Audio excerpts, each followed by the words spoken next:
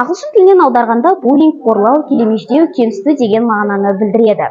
Қарапайым тілмен айтқанда біреуге күш көрсету, қорлау деген мағынаны білдіреді. Буллингтің мақсаты біреуге үрей тудырып, оны өзіне бағындыру. Статистикаға сүйенер болсақ, еліміздің балалары шамамен 85% кибербуллинг және де әр буллингтің түрлеріне ұшырайды.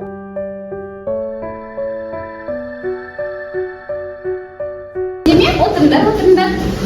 Балалар, біздің сыныпқа жаңадан Нұрислам деген бала келді. Танысып қойыңдар. Нұрислам, мында отыра ғой, әнелдің қасына.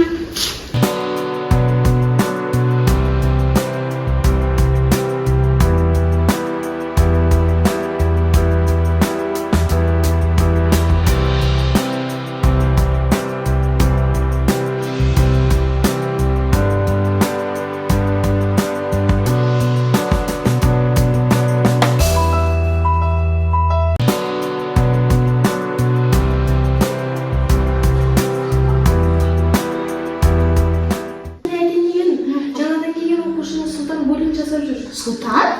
Айтпайсың ба Сұлтанға тиіспе, бұл біздің сыныптың баласы, жақсы бала. Не үшін тиісіп жүр? Не болды? Біз ол Сұлтаннан бәріміз қорқамыз. Ол бәрі тиіседі.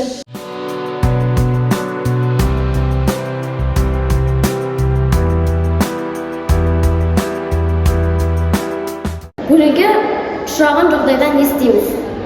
Өзі сенім артатын үлкендерге болып жатқан қысым туралы айт. Қудалауға қатыгездікпен жауап берем деп үміттену дұрыс емес. Егер буллингтің куәгері болған жағдайда, оны назардан тыс қалдырма.